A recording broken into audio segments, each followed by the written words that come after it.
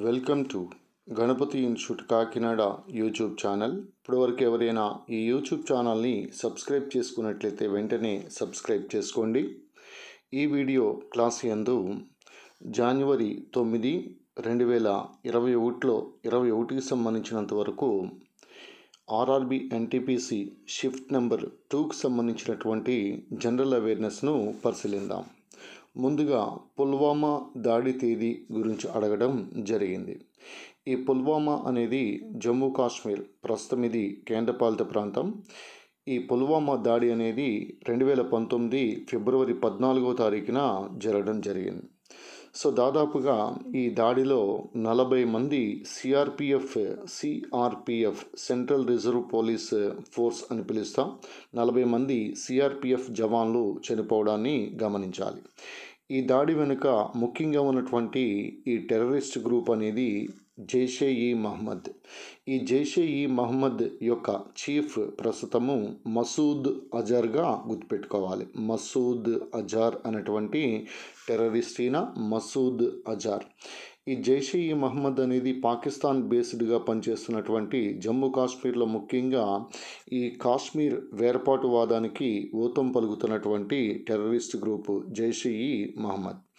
అయితే ఈ జైషే ఈ మహమ్మద్ మరియు ఈ లష్కరే తోయిబా మరియు జైషే ఈ మహమ్మద్ రెండు తీవ్రవాద సంస్థలు పార్లమెంటుపై అటాక్ చేయటం కూడా మనకు తెలిసిందే. అయితే ఈ పార్లమెంటుపై అటాక్ జరిగినటువంటి సంవత్సరం 2001 డిసెంబర్ 13గా గుర్తుపెట్టుకోవాలి.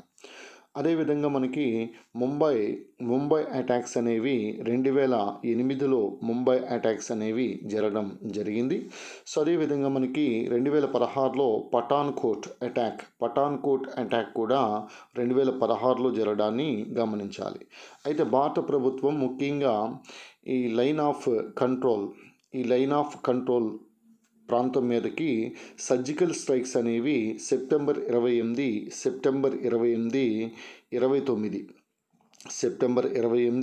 29 తేదీల్లో 2016లో సర్జికల్ స్ట్రైక్స్ చేయడానికి కూడా గమనించాలి. సో అదేవిధంగా ఊరీ సంఘటన అనేది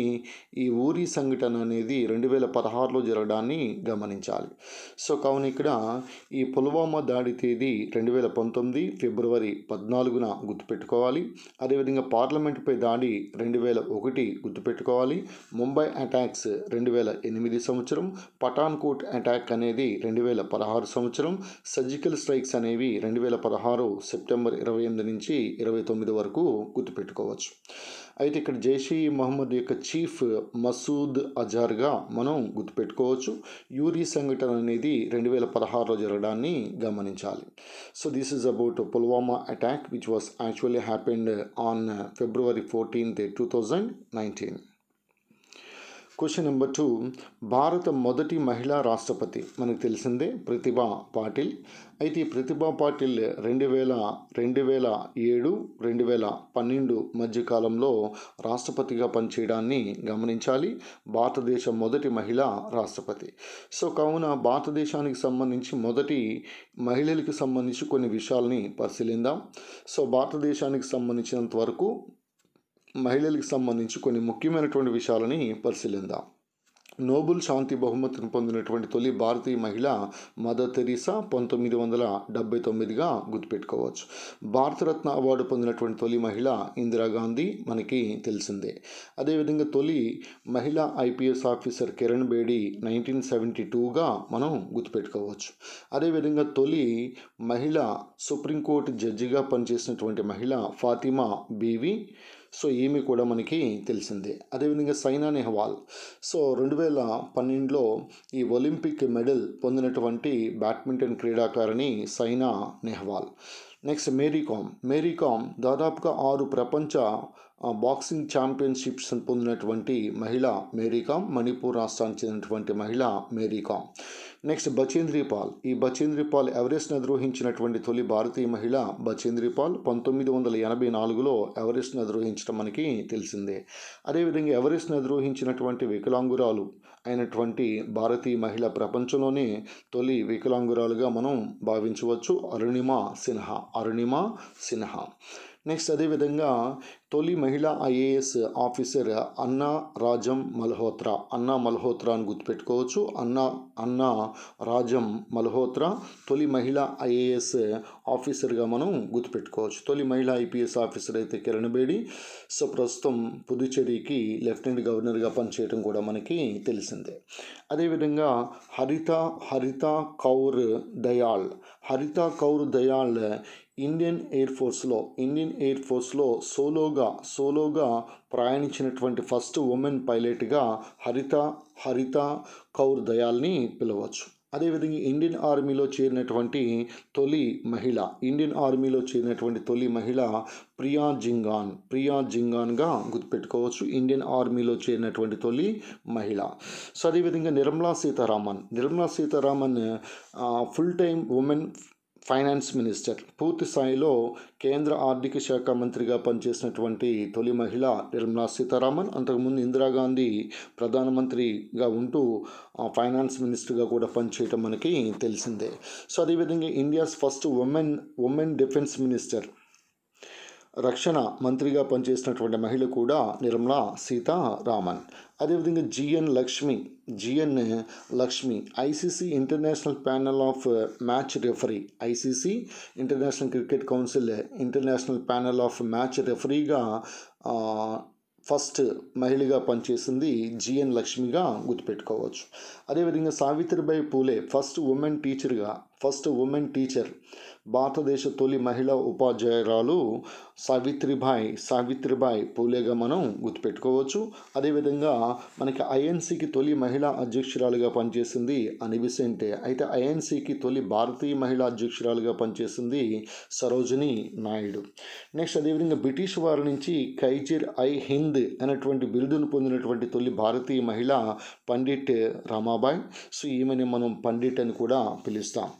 నెక్స్ట్ అదేవిధంగా విమానాన్ని నడిపినటువంటి తొలి మహిళ సరళా తక్కర్గా గుర్తుపెట్టుకోవచ్చు. విమానాన్ని నడిపినటువంటి తొలి మహిళ సరళా తక్కర్. అదేవిధంగా తొలి మహిళా క్యాబినెట్ మినిస్టర్గా పనిచేసింది, ఆరోగ్య శాఖ మంత్రిగా పనిచేసింది రాజకుమారి అమృత్ కౌర్గా గుర్తుపెట్టుకోవచ్చు. అలాగే భారతదేశ తొలి డాక్టర్ వైద్యురాలు ఆనందీబాయ్ జోషిగా గుర్తుపెట్టుకోవచ్చు. ఆనందీబాయ్ జోషి తొలి డాక్టర్గా మనం గుర్తుపెట్టుకోవచ్చు. అదేవిధంగా first miss world Rita Faria, first miss universe Sushmita Sen. అదేవిధంగా ఇంగ్లీష్ ఛానల్ ఇదినటువంటి తొలి భారతీయ మహిళ ఆరతి సాహాగా గుర్తుపెట్టుకోవచ్చు. అదేవిధంగా యునైటెడ్ నేషన్స్ జనరల్ అసెంబ్లీకి అధ్యక్షురాలుగా పనిచేసినటువంటి భారతీయ మహిళ విజయలక్ష్మి పండిట్గా మనం గుర్తుపెట్టుకోవచ్చు. సో అదేవిధంగా మనకి తొలి హైకోర్టు మహిళా జడ్జిగా పనిచేసింది అన్నా చాందీగా గుర్తుపెట్టుకోవచ్చు. అదేవిధంగా హైకోర్టుకి చీఫ్ జస్టిస్గా పనిచేసినటువంటి మహిళ లీలా సేత్గా గుర్తుపెట్టుకోవచ్చు. సుప్రీంకోర్టులో తొలి మహిళా జడ్జిగా పనిచేసింది ఫాతిమా బీవి ఆల్రెడీ చెప్పడం జరిగింది. ప్రస్తుతం సుప్రీంకోర్టులో ఇద్దరు మహిళలు పనిచేయటం కూడా మనకి తెలిసిందే, ఇందు మల్హోత్రా అదేవిధంగా ఇందిరా బెనర్జీ. నెక్స్ట్ భారతదేశంలో తొలి మహిళా ముఖ్యమంత్రిగా పనిచేసింది ఉత్తరప్రదేశ్కి సుచేత కృపలాని, ఇది కూడా మనకి తెలిసిందే. అదేవిధంగా తొలి రామన్ మెగ్సెసే అవార్డు పొందినటువంటి మహిళ కమలాదేవి చటోపాధ్యాయ తొలి రామన్ మెగ్సెసే అవార్డు పొందినటువంటి మహిళ కమలాదేవి చటోపాధ్యాయ. అదేవిధంగా తొలి మహిళా రైల్వే డ్రైవర్గా పనిచేసింది సురేఖ యాదవ్గా గుర్తుపెట్టుకోవచ్చు. అదేవిధంగా లోక్సభకి తొలి మహిళా స్పీకర్గా పనిచేసింది మీరా కుమార్గా గుర్తుపెట్టుకోవచ్చు. ప్రస్తుతం లోక్సభ స్పీకర్ ఓం బిర్లా మనకి తెలిసిందే. అదేవిధంగా ఎవరెస్ట్ని అధిరోహించినటువంటి తొలి కవలలుగా పేరు పొందినటువంటి మహిళలు తౌషి మరియు నాన్సీ మాలిక్. అదేవిధంగా 7 ఖండాల్లో ఉన్నటువంటి ఎత్తైనటువంటి పర్వత శిఖరాలను అధిరోహించినటువంటి తొలి భారతీయ మహిళ ప్రేమ్లత అగర్వాల్గా మనం గుర్తుపెట్టుకోవచ్చు. అదేవిధంగా అంబులెన్స్ నడిపినటువంటి తొలి మహిళ వీరలక్ష్మి. తమిళనాడు రాష్ట్రం, ఇది కూడా మనకి తెలిసిందే. నెక్స్ట్ అదేవిధంగా ఢిల్లీని పరిపాలించినటువంటి ఢిల్లీ సింహాసనాన్ని అధిరోహించినటువంటి తొలి మహిళ రజియా సుల్తానా. జ్ఞానపీఠ అవార్డు పొందినటువంటి తొలి మహిళ ఆశా పూర్ణ దేవి. అశోక్ చక్ర అవార్డు పొందినటువంటి తొలి మహిళ నీరజా భానోత్. తొలి భారతీయ మహిళా రాయబారిగా పనిచేసింది ముత్తమ్మగా మనం చెప్పుకోవచ్చు. అదేవిధంగా మనకి ఇంటర్నేషనల్ ఒలింపిక్ కమిటీలో ఇండివిజువల్ మెంబర్గా ఎన్నికైంది నీతా అంబానీ. ముఖేష్ అంబానీ భార్య నీతా అంబానీగా మనం గుర్తుపెట్టుకోవచ్చు. అదేవిధంగా భారతదేశ తొలి ఫారిన్ సెక్రటరీగా పనిచేసినటువంటి మహిళ నిరూపమా రావ్. ఇవి కొంతమంది మహిళలకు సంబంధించినంత వరకు, భారతీయ మహిళలకు సంబంధించినంత వరకు ముఖ్యమైనటువంటి సమాచారం. అలాగే ఫస్ట్ డీజీపీగా పనిచేసినటువంటి మహిళ ఇటీవల కాలంలో చనిపోవడం జరిగింది. కాంచన చౌదరి భట్టాచార్య, ఉత్తరాఖండ్ రాష్ట్రం. Next question number 3. కాబూలీవాలా గ్రంథ రచయిత రవీంద్రనాథ్ ఠాగూర్. గురుదేవ్ అని పిలుస్తాం. ఈ విధంగా గురుదేవ్ అని పిలిచింది ఫస్ట్ మహాత్మా గాంధీ. రవీంద్రనాథ్ ఠాగూర్ గాంధీని మహాత్మా అని పిలవటం కూడా మనకి తెలిసిందే. సో కాబట్టి రవీంద్రనాథ్ ఠాగూర్ రాసినటువంటి కొన్ని ముఖ్యమైనటువంటి గ్రంథాలు కనుక మనం పరిశీలించినట్లయితే గీతాంజలి. ఈ గీతాంజలికి గాను 1913లో ఈయనకి నోబెల్ సాహిత్య బహుమానం కూడా లభించడం జరిగింది. ఈ విధంగా నోబెల్ అవార్డు పొందినటువంటి తొలి ఆసియా వాసి, అదేవిధంగా తొలి భారతీయుడు రవీంద్రనాథ్ ఠాగూర్. సో రవీంద్రనాథ్ ఠాగూర్ వెస్ట్ బెంగాల్లో విశ్వభారతి యూనివర్సిటీని నెలకొల్పడం కూడా మనకి తెలిసిందే. సో గీతాంజలి అదేవిధంగా ఘోరా అనేటువంటి గ్రంథము, పోస్ట్ ఆఫీస్, ద గార్డినర్ అనేటువంటి గ్రంథం, హంగరీ స్టోన్స్, మై రెమినిసెన్సెస్ అదేవిధంగా రాజర్షి అనేటువంటి గ్రంథాలను కూడా రాయడం జరిగింది రవీంద్రనాథ్ ఠాగూర్. నెక్స్ట్ అదేవిధంగా రవీంద్రనాథ్ ఠాగూర్ని మనం జనరల్గా బర్డ్ ఆఫ్ బెంగాల్ అని పిలుస్తాం. BARD, బర్డ్ ఆఫ్ బెంగాల్గా పిలువబడే వ్యక్తి రవీంద్రనాథ్ ఠాగూర్. బంగ్లాదేశ్ జాతీయ గీతమైనటువంటి అమర్ సోనార్ బంగ్లా రచయిత కూడా రవీంద్రనాథ్ ఠాగూర్. అదేవిధంగా 1919లో జరిగినటువంటి జలియన్ వాలాబాగ్ దుర్ఘటనకు వ్యతిరేకంగా నైట్హుడ్ అనేటువంటి బిరుదును తిరస్కరించినటువంటి వ్యక్తి Rabindranath Tagore.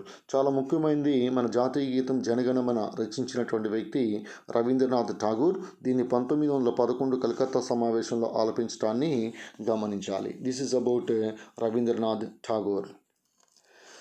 Next question number 4. Carbon యొక్క వ్యాలెన్సీ ఎంత? కార్బన్ యొక్క వ్యాలెన్సీ అనేది 4. So 1s2, 2s2, 2p2. So కాబట్టి ఇక్కడ కార్బన్ యొక్క వ్యాలెన్సీ అనేది 4గా గుర్తుపెట్టుకోవచ్చు. సో దీన్ని కార్బన్ అత్యధిక క్యాటినేషన్ ధర్మాన్ని కలిగినటువంటి మూలకం కార్బన్ని మనం మూలక రాజము లేదా కింగ్ ఆఫ్ ది ఎలిమెంట్ అని పిలుస్తాం. మానవ శరీర పొడి బరువులు ఎక్కువగా ఉండే మూలకం కార్బన్గా చెప్పుకోవచ్చు. అదేవిధంగా కార్బన్ డేటింగ్ C14 టెక్నిక్ అనేది ముఖ్యంగా ఈ కార్బన్ డేటింగ్ టెక్నిక్ అనేది ఈ వృక్ష శిలాజాలు, జంతు శిలాజాల యొక్క వయసును తెలుసుకోవడం కోసం కార్బన్ డేటింగ్ విధానాన్ని ఉపయోగిస్తాం. ఈ కార్బన్ డేటింగ్ విధానాన్ని కనుగొన్న శాస్త్రవేత్త లిబ్బీగా మనం గుర్తుపెట్టుకోవచ్చు. సో ఇంకా మనకి ఈ వ్యాలెన్సీతో పాటు జనరల్గా మూలకాల యొక్క పరమాణు సంఖ్యలను కూడా అడగడం జరుగుతూ ఉంటుంది. ఒక మూలకం యొక్క పరమాణు సంఖ్య కనుక మనకు తెలిసినట్లయితే వ్యాలెన్సీని ఈజీగా మనం గుర్తుపడడానికి ఆస్కారం ఉంటుంది. దాని యొక్క ఎలక్ట్రాన్ విన్యాసం అంతా కూడా ఈజీగా తెలుసుకోవడానికి ఆస్కారం ఉంటుంది. అయితే కొన్ని మూలకాల యొక్క పరమాణు సంఖ్యలను పరిశీలించినప్పుడు ప్లాటినం అత్యంత ఖరీదైనటువంటి మూలకం ప్లాటినం. తాంతవత గుణము లేకపోతే డక్టైల్ తేలిగా సాగదీసే గుణం ఎక్కువగా కలిగినటువంటి మూలకం ప్లాటినం. ఈ ప్లాటినం యొక్క పరమాణు సంఖ్య 78. బంగారం యొక్క పరమాణు సంఖ్య 79. బంగారం అనగానే AU ఆరం అని పిలుస్తాం. అదేవిధంగా అర్జెంటం అనగా సిల్వర్. ఈ AG లేకపోతే అర్జెంటం యొక్క పరమాణు సంఖ్య 47. కాపర్ యొక్క పరమాణు సంఖ్య 29. అదేవిధంగా జింక్ యొక్క పరమాణు సంఖ్య 30. పాదరసం యొక్క పరమాణు సంఖ్య 80, థోరియం యొక్క పరమాణు సంఖ్య 90, యురేనియం యొక్క పరమాణు సంఖ్య 92, ప్లూటోనియం యొక్క పరమాణు సంఖ్య 94.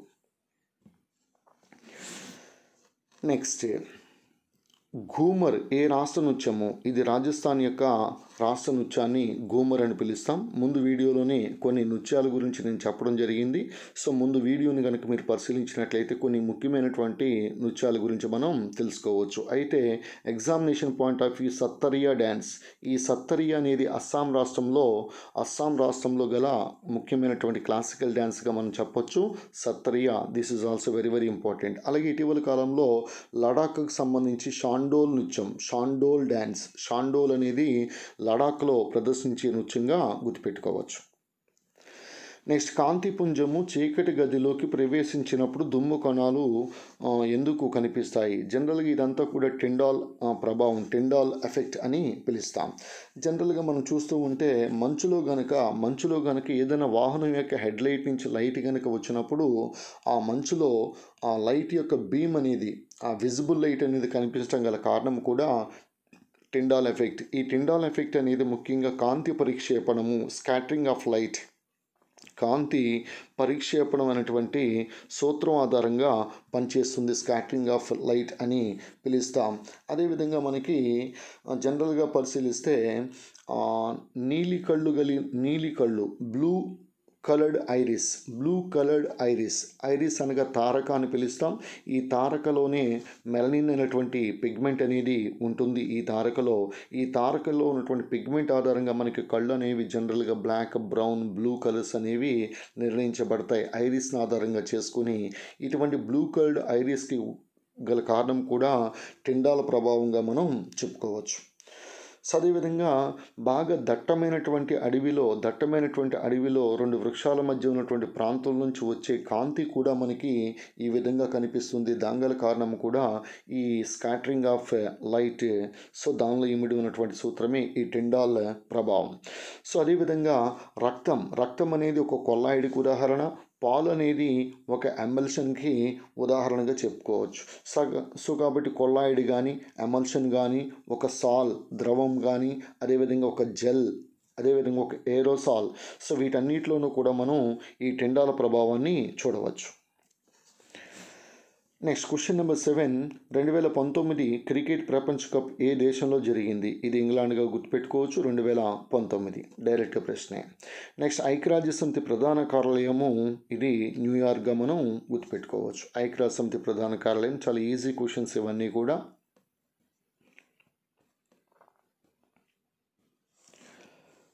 నెక్స్ట్ క్వశ్చన్, 100 రూపాయల నోటుపై ముద్రించిన చిత్రం. ఈ 100 రూపాయల నోటుపై ముద్రించినటువంటి చిత్రము ఏంటి అని అడగటం జరిగింది. ఈ 100 రూపాయల నోటుపై బ్యాక్ సైడ్లో, రివర్స్ సైడ్లో మనకి రాణికా వావ్ అనేది యునెస్కో హెరిటేజ్ సైట్లో చేరినటువంటి ఒక ప్రాంతం, రాణికా వావ్. సో దీంతో పాటు మనకి స్వచ్ఛ భారత్ లోగో, కళ్ళద్దాల లోగో కూడా మనకి దీని మీద కనిపిస్తుంది 100 రూపాయల నోటుపై. అయితే మనకి 50 రూపాయల నోటు యొక్క బ్యాక్ సైడ్ మీద మనకి స్వచ్ఛ భారత్ లోగోతో పాటు హంపీ చారియట్ అని పిలుస్తాం, హంపీ రథం అనేది కనిపిస్తుంది. సో 50 రూపాయలు అనగానే హంపీ రథం గుర్తుపెట్టుకోవాలి. 100 రూపాయలు అనగానే రాణికా వావ్. సో రాణికా వావ్ అనేది గుర్తుపెట్టుకోవచ్చు. అదేవిధంగా 200 రూపాయల నోటుపై మనకి సాంచి స్తూపం, భారతదేశంలో అతిపెద్ద స్తూపం, బౌద్ధ స్తూపం సాంచి స్తూపం. ఈ సాంచి స్తూపం మధ్యప్రదేశ్లో ఉంది. ఈ సాంచి స్తూపం అనేది 200 రూపాయల నోటుపై కనిపిస్తుంది. 500 రూపాయల నోటుపై మనకి జనరల్గా స్వచ్ఛ భారత్ లోగోతో పాటు రెడ్ ఫోర్ట్, ఎర్రకోట అనేది కనిపిస్తుంది 500 రూపాయల నోటుపై. ఇక 2000 రూపాయల నోటుపై కనిపించేది, అఫ్కోర్స్ ఇప్పుడు మనకి ఎవరికి 2000 రూపాయల నోటే కనిపించట్లేదు. ఇంకా వెనకాల 2000 రూపాయల నోటు వెనకాల ఏముంటుందంటే మంగళయాన్. సో ఈ మంగళయాన్ని ప్రయోగించినటువంటి తేదీ, మార్స్ గ్రహంపైకి ప్రయోగించినటువంటి మంగళయాన్ యొక్క తేదీ అనేది 2013 నవంబర్ 5గా మనం గుర్తుపెట్టుకోవచ్చు. సో రూపాయల నోటుపై హంపి రథం గుర్తుపెట్టుకోవాలి. 100 రూపాయల నోటుపై రాణికా వావు గుర్తుపెట్టుకోవాలి. 200 రూపాయల నోటుపై సాంచి స్తూపం. 500 రూపాయలపై ఎర్రకోట. 2000 రూపాయలపై మంగళయాన్ని మనం గుర్తుపెట్టుకోవచ్చు. నెక్స్ట్ నవరత్న కంపెనీ కానిది అని అడగడం జరిగింది. యాక్చువల్లీ ఇక్కడ మనకి మహారత్న కంపెనీలు అనేవి టోటల్ 10 ఉన్నాయి. నవరత్న కంపెనీలు అనేవి 14 ఉన్నాయి. సో జాగ్రత్తగా వీటిలో ఉన్నటువంటి సంస్థలు చాలా ఇంపార్టెంట్. వీటికి డైరెక్టర్ జనరల్స్ కూడా చాలా ఇంపార్టెంట్. ఇటు ఎస్ఐ కానిస్టేబుల్లో కానీ, ఆర్ఆర్బీ ఎగ్జామ్లో కానీ, ఎస్ఎస్సిలో కానీ మహారత్న కంపెనీల లిస్ట్ రాసుకోండి, నవరత్న కంపెనీల లిస్ట్ రాసుకోండి. అందులో ముఖ్యమైనటువంటి కంపెనీలకి చైర్మన్లుగా ఎవరు వ్యవహరిస్తూ ఉన్నారో. So this is also very important as far as other competitive examinations are concern. So Navratna కంపెనీల సంఖ్య 14గా గుర్తుపెట్టుకోండి. మహారత్న కంపెనీల యొక్క సంఖ్య అనేది 10గా గుర్తుపెట్టుకోవచ్చు. సో ఇక్కడ ఒక అబ్రివేషన్ అడగడం జరిగింది. GAAP full form generally accepted accounting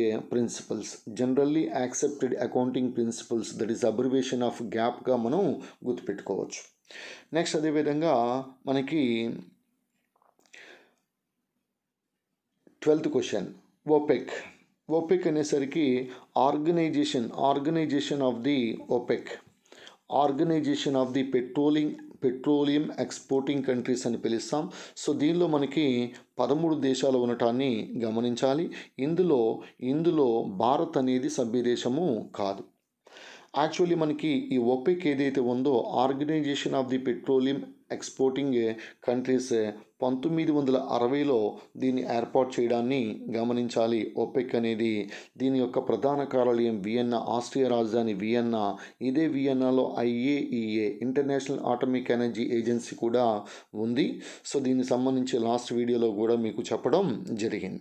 so అదేవిధంగా భారతదేశం అనేది ఓపెక్లో సభ్యదేశము కాదు, అదేవిధంగా ఎపెక్లో సభ్యదేశము కాదు, అదేవిధంగా ఏషియన్లో కూడా సభ్యదేశము కాదు. సో ఒకసారి ఎపెక్కి సంబంధించి కనుక చూసినట్లయితే దీనిలో సభ్యదేశాల సంఖ్య 21గా మనం గుర్తుపెట్టుకోవచ్చు. సభ్యదేశాల యొక్క సంఖ్య 21గా గుర్తుపెట్టుకోవచ్చు. దీన్ని 1989లో ఏర్పాటు చేయడం జరిగింది. సింగపూర్లోని క్వీన్స్ టౌన్ అనేది ప్రధాన కార్యాలయంగా గుర్తుపెట్టుకోవచ్చు. ఏషియన్లో సభ్యదేశాల యొక్క సంఖ్య 10. సో ఏషియన్ ఏర్పరిచిన సంవత్సరం 1967. ప్రధాన కార్యాలయం మనకు తెలిసిందే జకార్తా. ఇటీవల కాలంలో ఇండోనేషియా జకార్తా నుంచి రాజధానిని బోర్నియో ఐలాండ్కి మార్చాలని ప్రతిపాదన చేయటం కూడా గమనించాలి. ఇండోనేషియాని మనం మలయా ఆఫ్ ఆర్చిపెలాగో అని పిలుస్తాం. దీవుల యొక్క సముదాయము. ముస్లిం జనాభా ఎక్కువగా ఉన్నటువంటి దేశం ఇండోనేషియా. అతిపెద్ద పుష్పమైనటువంటి రఫ్లీసియా కనిపించే దేశం ఇండోనేషియా. అతిపెద్ద బల్లి అయినటువంటి Komodo dragon that is the largest lizard in the world. ఇది కూడా ఇండోనేషియాలో కనిపించడాన్ని గమనించాలి. ఇండోనేషియాకి సంబంధించి గరుడ ఏలియన్స్ కూడా మనకి తెలిసిందే. Next coming to 13th question, గరందల్ అనేది ఏంటని అడిగాడు. యాక్చువల్లీ గరందల్ అనేది మితవాదులు మరియు అతివాదులుగా మనం చెప్పుకోవచ్చు. జనరల్గా ఈ నరందల్ అనేసరికి మితవాదులుగా మనం చెప్పుకోవచ్చు. ఈ మితవాదులకి నాయకత్వం వహించింది గోపాలకృష్ణ గోఖలే, గాంధీ యొక్క గురువు మనకి తెలిసిందే. సో అదేవిధంగా ఈ గరందల్ అనేది ఎక్స్ట్రీమిస్ట్ అనగా ఈ అతివాదులకి అని చెప్పుకోవచ్చు. ఈ అతివాదులకి నాయకత్వం వహించింది బాలగంగాధర్ తిలక్. సో ఈ విధంగా మనకి 1885లో INC ఏర్పడిన తర్వాత 1907 సూరత్ చీలికలో అతివాదులు మితవాదులు విడిపోవటం మనకి తెలిసిందే. సో గరందల్ అనగా మితవాదులు అతివాదులుగా గుర్తుపెట్టుకోవచ్చు. నెక్స్ట్ క్వశ్చన్ నెంబర్ 14, విద్యుత్ ప్రవాహం ఏ రకమైన పరిమాణం? మనకి జనరల్గా వెక్టారు స్కేలార్స్ అనేవి ఉంటాయి. సో ఈ వెక్టారు స్కేలార్స్ అనేవి జనరల్గా మనకి ఒక స్కేలార్ అనగానే ఈ scalar is nothing but physical quantity which is derived by it's magnitude ఆధారంగా సో దీన్ని చెప్తాం. అయితే మనం వెక్టార్ అనేసరికి మ్యాగ్నిట్యూడ్తో పాటు డైరెక్షన్ ఉన్నట్లయితే దాన్ని దాన్ని వెక్టార్గా చెప్తాం. వీటికి సంబంధించిన ఉదాహరణలు తదుపరి వీడియోలో మీకు ఏది స్కేలార్ ఏది వెక్టారో మీకు చాలా విపులంగా నెక్స్ట్ వీడియోలో చెప్పడం జరుగుతుంది. ఈ విద్యుత్ ప్రవాహం ఎలక్ట్రిక్ కరెంట్ అనేది ఏ రకమైనటువంటి పరిమాణము అనేసరికి స్కేలార్గా గుర్తుపెట్టుకోవచ్చు. Next question number 15, Daman and Diu ఏ నది ఒడ్డున కలదు? సో దీన్ని మనం దామన్ గంగా అని పిలుస్తాం. ఈ డామన్ అండ్ డయ్యు సో జనరల్గా మనకి ప్రస్తుతం అయితే దాద్రా నాగర్ హవేలీ డామన్ డయ్యు ఈ రెండు కూడా మనకి 2020 జనవరి 26వ తారీఖున రెండు కలిసి కేంద్రపాలిత ప్రాంతం ఏర్పడడం జరిగింది. ప్రస్తుతం కేంద్రపాలిత ప్రాంతాల సంఖ్య 8. ఈ దాద్రా నాగర్ హవేలీ మరియు డామన్ అండ్ డయ్యు యొక్క రాజధాని మనకు తెలిసిందే డామన్. అందువల్ల ఇక జనరల్గా ఈ నదిని ఈ దామన్ గంగా అనేటువంటి నదిని దావన్ నది అని కూడా పిలుస్తాం. ఒకప్పుడు దాద్రా నాగర్ హవేలీ యొక్క రాజధాని సిల్వాసా, డామన్ డయ్యు యొక్క రాజధాని డామన్. సో మొత్తానికి ఇప్పుడు ప్రస్తుతం అయితే ఈ దాద్రా నాగర్ హవేలీ అండ్ డామన్ అండ్ డయ్యు యొక్క రాజధాని డామన్గా మనం గుర్తుపెట్టుకోవచ్చు. డామన్ అని పిలుస్తాం. అయితే ఈ డామన్ గంగా అనేటువంటి నది మహారాష్ట్ర, నెక్స్ట్ గుజరాత్, అదేవిధంగా దాద్రా నాగర్ హవేలీ డామన్ డయ్యూలో ప్రవహించడాన్ని గమనించాలి. దామన్ గంగా నది. నెక్స్ట్ భారతదేశం మొదటి లోక్సభ స్పీకర్. సో భారతదేశం మొదటి లోక్సభ స్పీకర్ మనకి తెలిసిందే గణేష్ వాసుదేవ్ మౌలాంకర్, జీవి మౌలాంకర్ అని పిలుస్తాం. సో అయితే తొలి డిప్యూటీ లోక్సభ స్పీకర్గా పనిచేసింది అనంత శయనం అయ్యంగార్, ఇది కూడా మనకి తెలిసిందే. అయితే ప్రస్తుతం లోక్సభ స్పీకర్ ఓం బిర్లా. అదేవిధంగా లోక్సభకి ప్రస్తుత సెక్రటరీ జనరల్గా పనిచేస్తా ఉన్నది ఉత్పల్ కుమార్ సింగ్గా గుర్తుపెట్టుకోవచ్చు. అయితే లోక్సభకి తొలి మహిళ లోక్సభ సెక్రటరీ జనరల్గా పనిచేసింది స్నేహలత శ్రీవాస్తవగా గుర్తుపెట్టుకోవచ్చు. ప్రస్తుతం 17వ లోక్సభ నడుస్తూ ఉంది. నెక్స్ట్ క్వశ్చన్, ఆడదోమ ద్వారా ఏ వ్యాధి వ్యాపిస్తుంది? ఈ రకంగా క్వశ్చన్ అనేది అడగకూడదు, ఆడదోమ ద్వారా ఏ వ్యాధి వ్యాపిస్తుందని. ఆడ ఎనాఫలిస్ దోమ ద్వారా ఏ వ్యాధి వ్యాపిస్తుంది అనేసరికి అది మనం మలేరియా చెప్తాం. ఎనాఫలిస్ దోమ అనేసరికి ఆడ ఎనాఫలిస్ దోమ. మగదోమలు జనరల్గా ఎటువంటి వ్యాధిని వ్యాప్తి చేయవు, ఎందుకనగా మగదోమలు రక్తాన్ని పీల్చవు, ఓన్లీ చెట్ల రసాలను మాత్రమే పీలుస్తాయి. కానీ ఆడదోమలు అలా కాదు, రక్తాన్నే పీలుస్తాయి. ఒకవేళ రక్తం దొరకకపోతే పార్కులకు వెళ్ళి మరీ చెట్ల రసాలను కూడా పీలుస్తాయి. సో ఆ రకంగా మనకి ఈ ఆడదోమలు అనేవి అనేకమైనటువంటి వ్యాధుల్ని వ్యాపిస్తూ ఉంటాయి. ఫర్ ఎగ్జాంపుల్ మనకి రంభా, ఊర్వశి, మేనక లాంటి 3 దోమలు. సో దీంతోపాటు మరొక దోమ కూడా ఉంది, కానీ ముఖ్యమైనటువంటి రంభా, ఊర్వశి, మేనక లాంటి దోమలు ఉన్నాయి. ఎనాఫలిస్ దోమ, క్యులెక్స్ మరియు ఎడిస్. ఈ ఎడిస్నే దోమల్లోకెల్లా రారాజు, కింగ్ మస్కిటో అని పిలుస్తాం. ఎడిస్ దోమని ఎనాఫలిస్ ద్వారా ఆడ ఎనాఫలిస్ దోమ ద్వారా మలేరియా వ్యాపిస్తుంది. మరి క్యులెక్స్ ద్వారా ఏం వ్యాపిస్తుంది అనేసరికి క్యులెక్స్ ద్వారా జపనీస్ ఎన్సెఫలైటిస్, మెదడువాపు వ్యాధి అనేది వ్యాపిస్తుంది జపనీస్ ఎన్సెఫలైటిస్ ద్వారా. అలాగే వెస్ట్ నైల్ అనేటువంటి వ్యాధి కూడా క్యులెక్స్ దోమ ద్వారానే వ్యాపిస్తుంది. అలాగే మనకి ఫైలేరియాసిస్ లేకపోతే బోధకాలు కూడా క్యులెక్స్ ద్వారా వ్యాపిస్తుంది. నెక్స్ట్ మనకి రంభ అయిపోయింది, ఓర్వశి చూద్దాం. ఈ ఓర్వశి అనేసరికి జనరల్గా రంభ అంటే ఎనాఫలిస్, ఓర్వశి అంటే క్యులెక్స్, ఈ రెండే అయిపోయినాయి.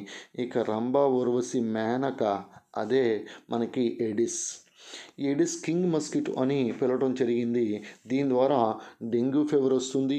అదేవిధంగా మనకి చికెన్ గునియా అనేది వ్యాపిస్తుంది. యాక్చువల్లీ డెంగ్యూ అనేది వైరస్ వల్ల కలుగుతుంది, కానీ వ్యాప్తి చేసేది మటుకు ఎడిస్ దోమ. సో డెంగ్యూని వ్యాపిస్తుంది, చికెన్ గునియాని వ్యాపిస్తుంది, ఎల్లో ఫీవర్ని వ్యాపింపచేస్తుంది. అదేవిధంగా ఈ జికా అనేటువంటి వ్యాధిని కూడా వ్యాపించే దోమ ఏదని అడిగితే ఎడిస్ దోమగా మనం గుర్తుపెట్టుకోవచ్చు. అలాగే జికాలో ఒక లక్షణం కనిపిస్తుంది, మైక్రోసెఫాలి అంటాం. తల చిన్నగా అయిపోతుంది, దీన్ని మైక్రోసెఫాలి అని పిలుస్తాం. ఇవి రంభా, ఊర్వశి, మేనకలకి సంబంధించినటువంటి సమాచారం. నెక్స్ట్ అదేవిధంగా 2019లో ప్రణబ్ ముఖర్జీకి ఏ అవార్డు లభించింది? భారతరత్న అవార్డు మనకు తెలిసిందే. 2019లో నానాజీ దేశ్ముఖ్, అదేవిధంగా ప్రణబ్ ముఖర్జీ, భూపేన్ హజారికా ముగ్గురికి భారతరత్న అవార్డు లభించడం మనకి తెలిసిందే. అయితే ఇక్కడ మనం గమనించాల్సింది ఏంటని అడిగితే ఈ 13వ రాష్ట్రపతిగా పనిచేసినటువంటి వ్యక్తి ప్రణబ్ ముఖర్జీ. సో 2012 నుంచి 2017 వరకు ఈయన రాష్ట్రపతిగా పనిచేయడాన్ని గమనించాలి ప్రణబ్ ముఖర్జీ. సో భారతరత్న అవార్డు గ్రహీత. ఇటీవలి కాలంలోనే ఈయన కూడా కరోనాతో మరణించడాన్ని గమనించాలి. అయితే ఈయన రాసినటువంటి గ్రంథాలు చాలా చాలా ఇంపార్టెంట్. చాలా వరకు ఈయన రాసినటువంటి గ్రంథాలు ఇయర్స్ అనేటువంటి పేరుతో ఎండ్ అవడాన్ని గమనించాలి. So for example the presidential years, the turbulent years, the coalition years, దీంతో పాటు the dramatic decade, the Indira Gandhi years, ఈ గ్రంథాన్ని రాసింది కూడా ప్రణబ్ ముఖర్జీ. అలాగే ఛాలెంజెస్ బిఫోర్ ది నేషన్ గ్రంథకర్త కూడా ప్రణబ్ ముఖర్జీ. అలాగే ఆఫ్ ద ట్రాక్ అనేటువంటి గ్రంథకర్త కూడా ప్రణబ్ ముఖర్జీ. అలాగే బియాండ్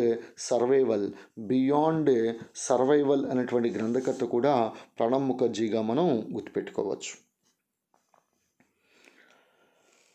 నెక్స్ట్ క్వశ్చన్, రక్త ప్రసరణ పితామహుడు, ఫాదర్ ఆఫ్ బ్లడ్ సర్క్యులేషన్గా పిలువబడే వ్యక్తి విలియం హార్వే. అయితే ఇక్కడ మన రక్తం యొక్క అధ్యయనం, మనకి హిమటాలజీ ఇవన్నీ కూడా తెలిసినవే. అయితే ఈ కార్ల్ ల్యాండ్స్టీనర్ ఈయన యొక్క జన్మదినం జూన్ 14. దీన్నే మనం వరల్డ్ బ్లడ్ డోనార్ డే అని పిలుస్తాం. కానీ national voluntary blood donor day అనేది అక్టోబర్ 1 గుర్తుపెట్టుకోవాలి. ఇదే అక్టోబర్ 1 మనకు తెలిసిందే. ప్రపంచ శాకాహారుల దినోత్సవం, ప్రపంచ వృద్ధుల దినోత్సవం కూడా అక్టోబర్ 1గా మనం గుర్తుపెట్టుకోవచ్చు. సో కాబట్టి జూన్ 14 అనేది examination point of view important. ప్రపంచ రక్తదాతల దినోత్సవం అని పిలుస్తాం. మరి ఇక్కడ విశ్వ దాత అనేసరికి O-, విశ్వ గ్రహీత అనేసరికి AB+, universal recipient, universal donor. ఈ రెండు కూడా మనకి తెలిసినవే. దీంతోపాటు మరొక ప్రత్యేకమైన బ్లడ్ గ్రూప్ RH కారకం.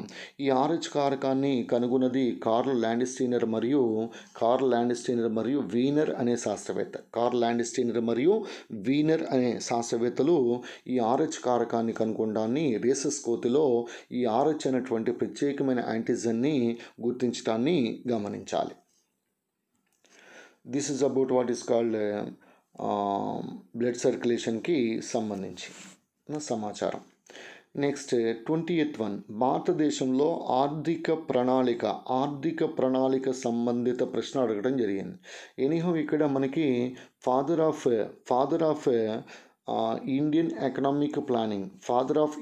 ఎకనామిక్ ప్లానింగ్గా పిలువబడే వ్యక్తి మోక్షగుండం విశ్వేశ్వరయ్యను ఫాదర్ ఆఫ్ ఇండియన్ ఎకనామిక్ ప్లానింగ్గా మనం పిలుస్తాం. అయితే ఈ మోక్షగుండం విశ్వేశ్వరయ్య కర్ణాటక రాష్ట్రానికి చెందినటువంటి ఇంజనీర్, మనకి ప్రసిద్ధ ఇంజనీర్. కృష్ణరాజసాగర్ డ్యామ్ను కూడా ఈయన రూపకల్పన చేయటం అనేది జరిగింది.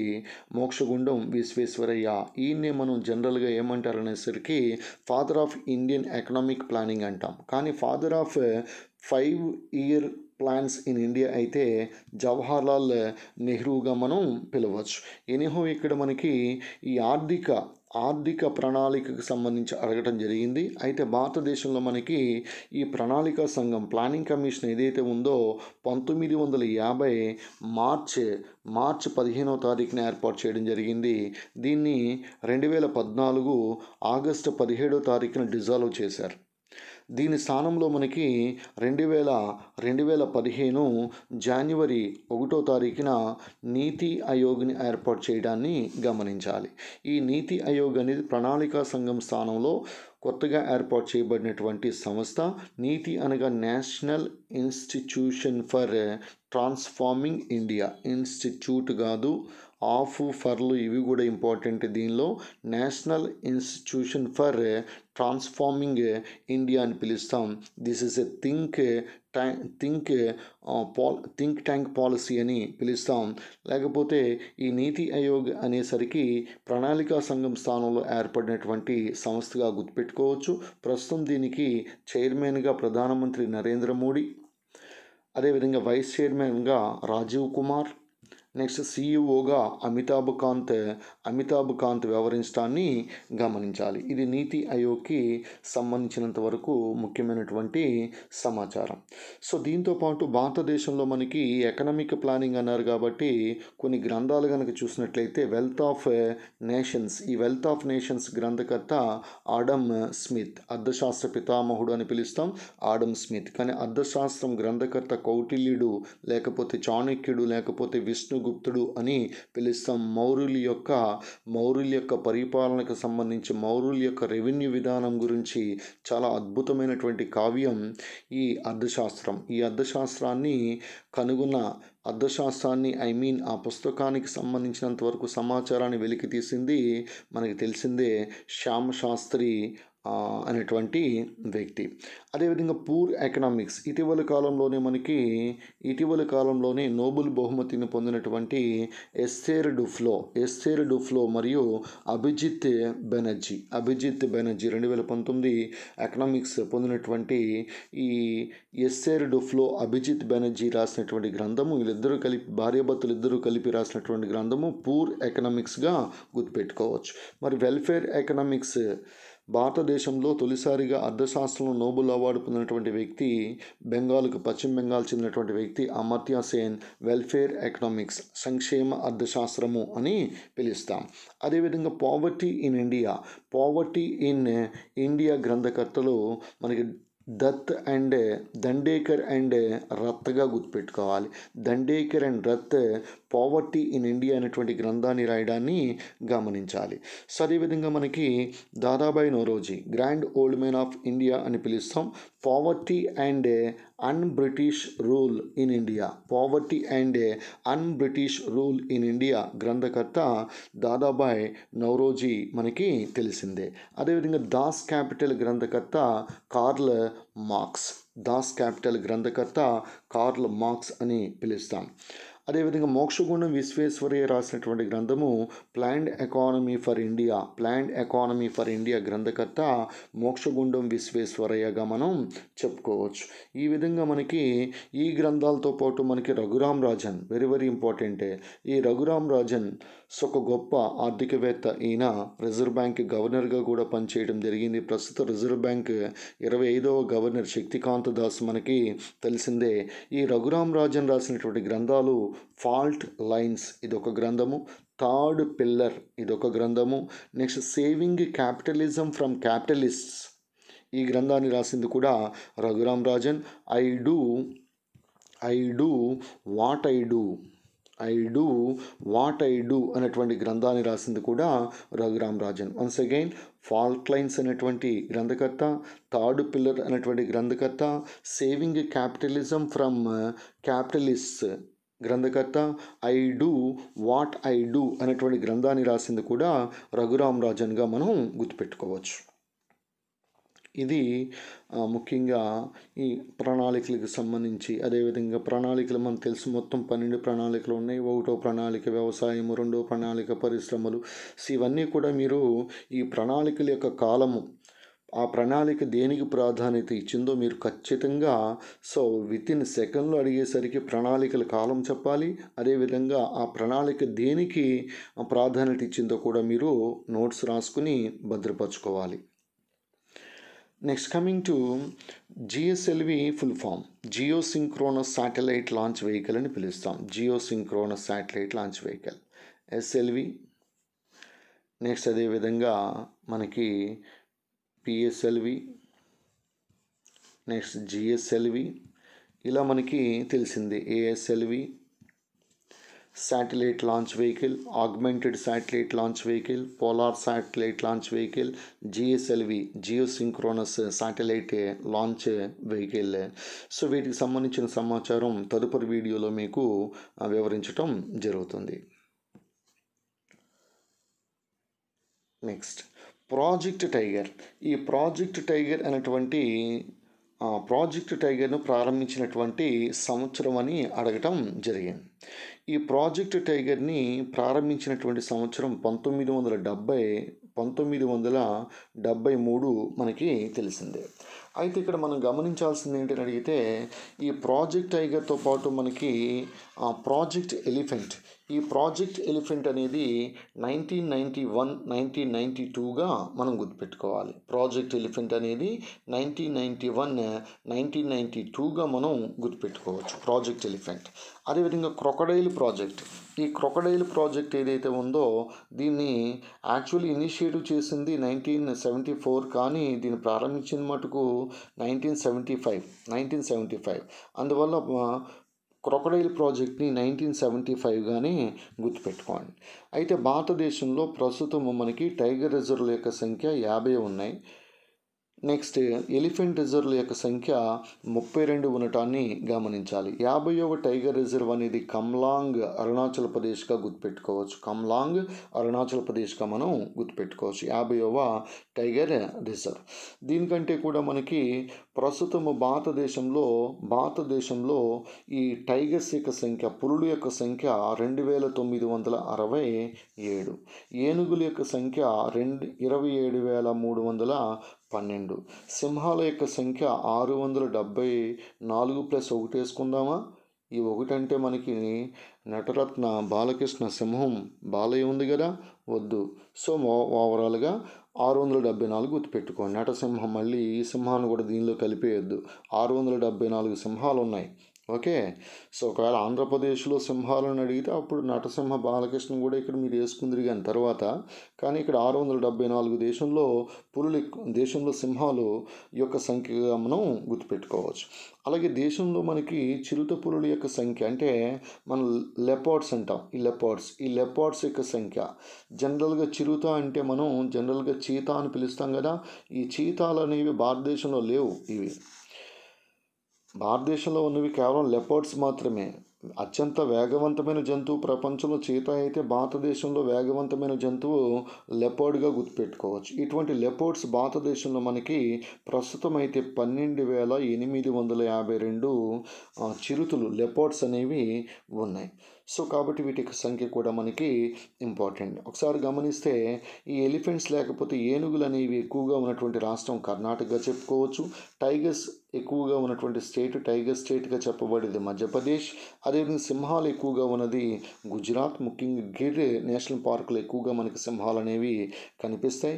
అదేవిధంగా ఈ లెపర్డ్స్ అనేవి మధ్యప్రదేశ్ రాష్ట్రంలో ఎక్కువగా ఉంటాయని గమనించాలి. రైనోసిరాస్ ఖడ్గమృగాలు అనేవి అస్సాం స్టేట్ మనకి తెలిసిందే.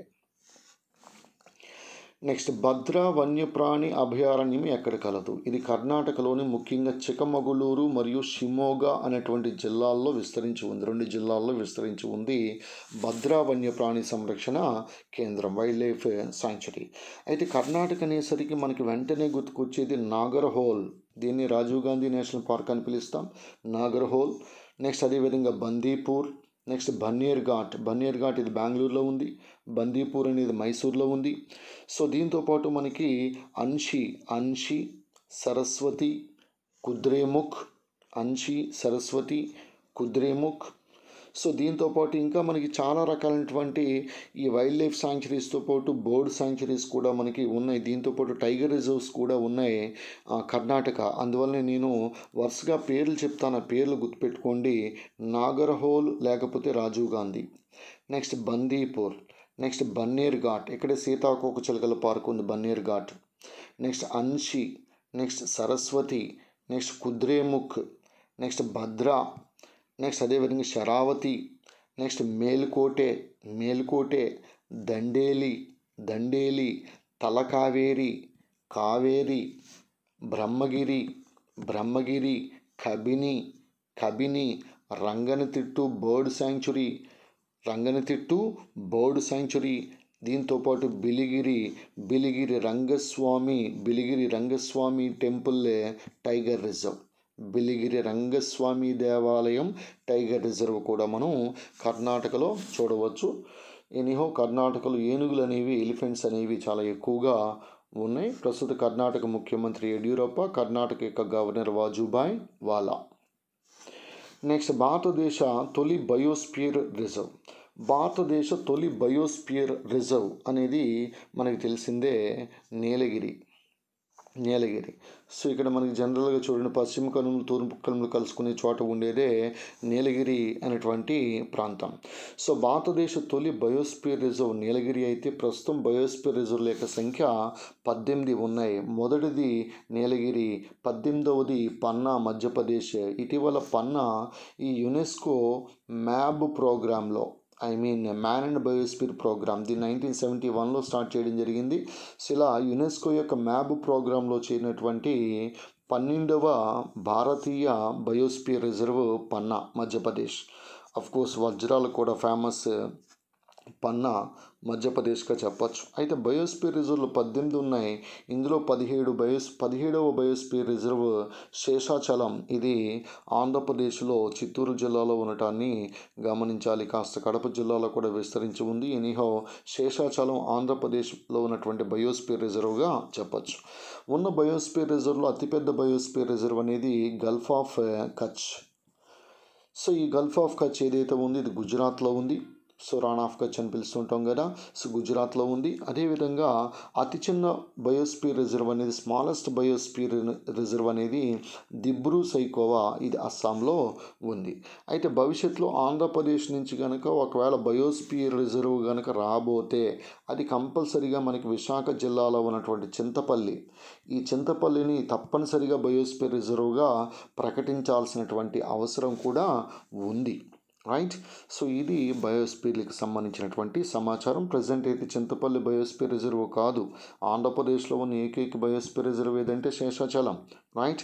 సో కాబట్టి ఇక్కడ మనకి 18 బయోస్పియర్ రిజర్వ్లు ఉంటే ఫస్ట్ నీలగిరి, లాస్ట్ మనకి 18వది పన్నాగా చెప్పాను. ఈ పన్నా అనేది మ్యాన్ అండ్ బయోస్పియర్ ప్రోగ్రాంలో యునెస్కోకి సంబంధించి 12వ భారతీయ బయోస్పియర్ రిజర్వ్. నెక్స్ట్ అంతరిక్షంలోకి వెళ్ళిన తొలి భారతీయ మహిళ కల్పనా చావ్లా. రెండవ భారతీయ మహిళ సునీత విలియమ్స్ మనకి తెలిసిందే. Next 26 God of small things. ఈ గాడ్ ఆఫ్ స్మాల్ థింగ్స్ రచయిత్రి Arundhati Roy.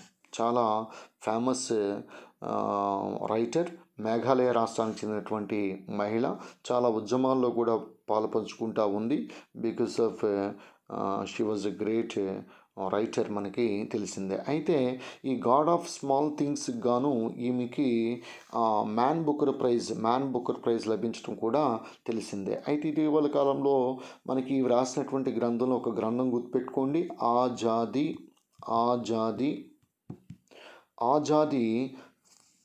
Freedom fascism fiction.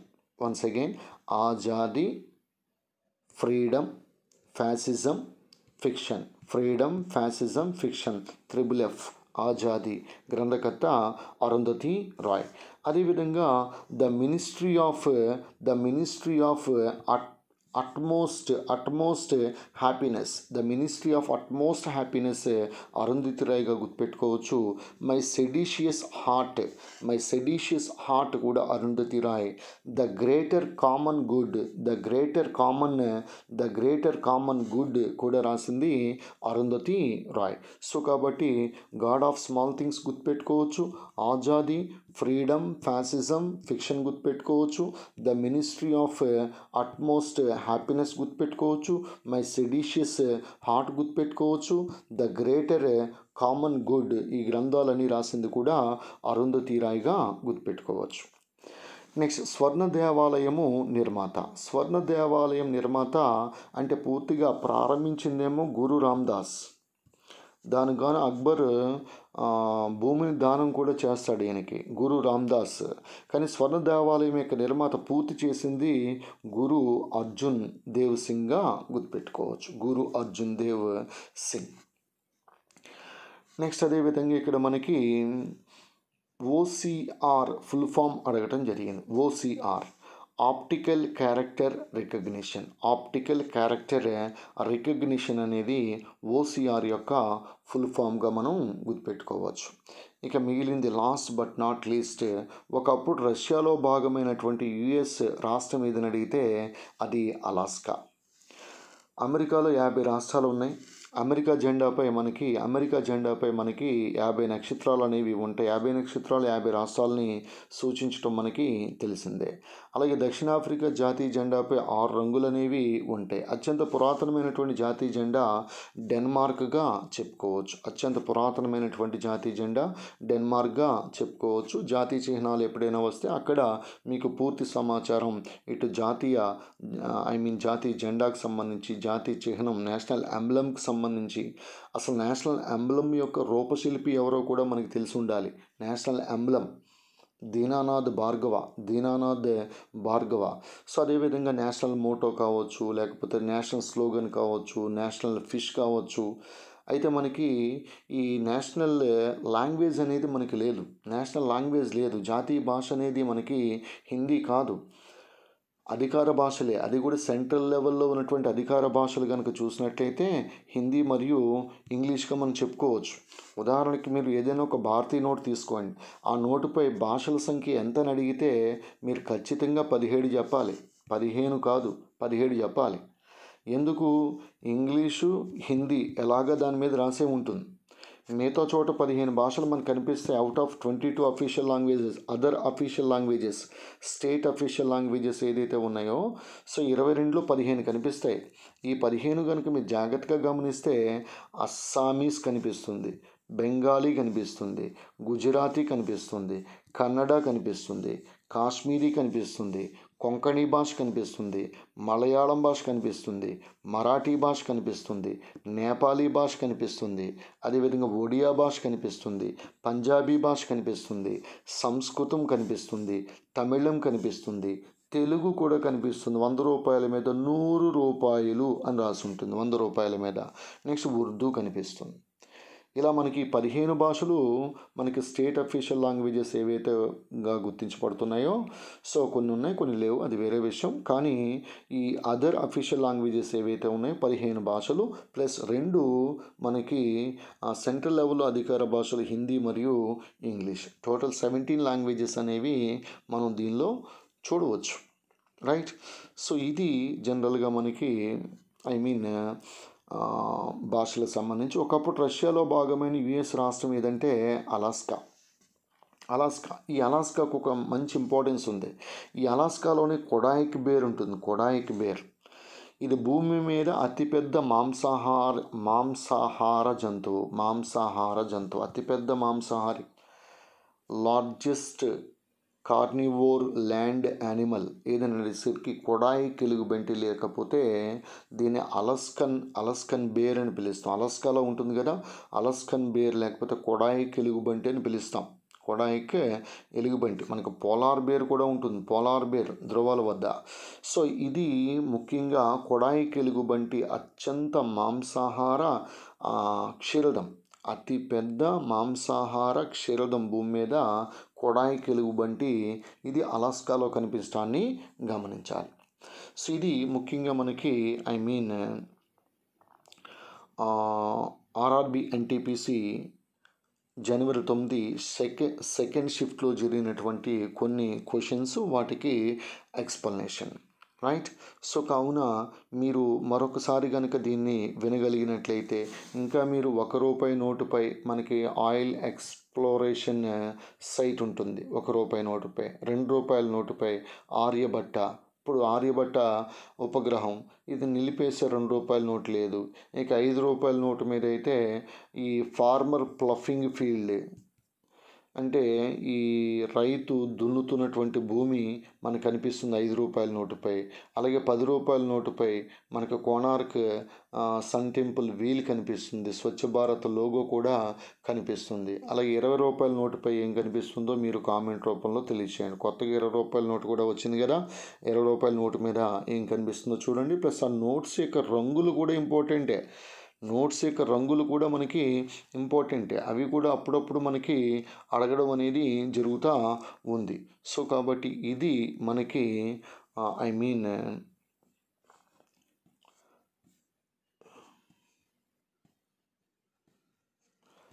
జనవరి జనవరి 9, 2021 షిఫ్ట్ 2కి సంబంధించినంత వరకు జనరల్ అవేర్నెస్, ఇవన్నీ కూడా మెమొరీ బేస్డ్ క్వశ్చన్స్. సో తదుపరి వీడియోలో మరింత సమాచారం, ఇంకా ఎక్కువ సమాచారాన్ని మనం తెలుసుకుందాం. అప్పటి వరకు రేపటి వరకు మళ్ళీ మీకు జనరల్ స్టడీస్ అదేవిధంగా కరెంట్ అఫైర్స్ వీడియోస్ని అప్లోడ్ చేయబడడం జరుగుతుంది. అయితే ఇక్కడ గణపతి తెలివైన విద్యార్థి గొప్ప ఎంపిక గణపతి ఇన్స్టిట్యూట్. సో ఇక్కడ మీకు సబ్ ఇన్స్పెక్టర్ కానిస్టేబుల్స్ 2వ బ్యాచ్ 18/1/2021 9 AM ప్రారంభమవుతూ ఉంది. ఆంధ్రప్రదేశ్లోనే కాదు, ఉభయ తెలుగు రాష్ట్రాల్లోనూ కూడా the best number 1 English medium Telugu medium మెటీరియల్తో పాటు డైలీ టెస్ట్లు, టాపిక్ వైజ్ డైలీ టెస్టులు కండక్ట్ చేసినటువంటి the one and only institute Ganapathi institute. నేను ఒక మాట చెప్తాను చివరిగా, ఒకే ఒక మాట, నిరక్షరాస్యుణ్ణి కూడా గణపతి ఇన్స్టిట్యూట్లో జాయిన్ అయితే ఎస్ఐ కానిస్టేబుల్ ఉద్యోగం వస్తుంది. రెండో మాట లేదు. Thank you and all the best. Meet you tomorrow. మరొకసారి చెప్తున్నాను, నిరక్షరాస్యుణ్ణి కూడా ఎస్ఐ కానిస్టేబుల్గా తీర్చిదిద్దే సత్తా ఉన్నటువంటి ఏకైక సంస్థ గణపతి ఇన్స్టిట్యూట్ కాకినాడ. ముందు ఇన్స్టిట్యూట్లో మెటీరియల్ని ఒకసారి చూసుకోండి, డైలీ టెస్ట్ని ఒకసారి చూసుకోండి. ఈ టెస్ట్లో ఉన్నటువంటి క్వశ్చన్సే నేరుగా మీకు సబ్ ఇన్స్పెక్టర్ కానిస్టేబుల్లో రావడం జరుగుతుంది. ఇటు అథమెటిక్ కానీ రీజనింగ్ కానీ మీకు లెవెల్ 3 విధానంలో ఈ అథమెటిక్ రీజనింగ్ టెస్ట్లు అనేవి తయారు చేయడం జరిగింది. ఒకసారి మీరు టెస్ట్ని చూసుకోండి, మెటీరియల్ చూసుకోండి. ముఖ్యంగా గణపతి ఇన్స్టిట్యూట్లో ఉండే జీకే మెటీరియల్, ఇది ఒక కాంపిటేటివ్ పరీక్షలకు ప్రిపేర్ అయ్యే అభ్యర్థులకి జీకే 2021 అనేది ఒక భగవద్గీత, ఒక బైబిల్, ఒక ఖురాన్. దీనిలో ఎటువంటి సందేహం కూడా లేదు. సో ఇలాంటి జీకే మెటీరియల్ మరే చోట కూడా మీకు లభించదు. ఉదాహరణకి మీరు ఎక్కడైనా మార్కెట్లో జీకే మెటీరియల్ కనుక మీరు చూసినట్లయితే చండీగఢ్ అనే కేంద్రపాలిత ప్రాంతం గురించి ఒక పాయింట్ ఉంటుంది అంతే. లడాఖ్కి సంబంధించినంత వరకు 4 పాయింట్లు ఉంటాయి. అదే గణపతి ఇన్స్టిట్యూట్లో చండీగఢ్కి సంబంధించినంత వరకు దాదాపుగా 30 నుంచి 40 ముఖ్యమైనటువంటి సమాచారం ఉంటుంది. లడాఖ్కి సంబంధించినంత వరకు ఒక 60 పాయింట్స్ వరకు ముఖ్యమైనటువంటి సమాచారం ఉంటుంది. బయట ఏ జీకే బుక్లో చూసినా 1 or 2 పాయింట్స్ నుంచి మీకు ఎక్కువ కనిపించవు. కావాల్సింటే ఓపెన్ ఛాలెంజ్ చూసుకోండి, ఇన్స్టిట్యూట్కి వచ్చి ఒకసారి మెటీరియల్ కూడా చూసుకుంటే మీకే తెలుస్తుంది. కంపేర్ చేయండి. డబ్బులు ఎవరికి ఊరికే రావు.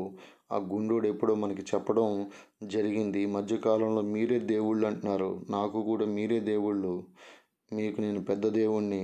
Thank you very much. Meet you tomorrow with more current affairs and general studies classes. This is yours brother Ganapati sir from Ganapati Institute, Kakinada, Andhra Pradesh.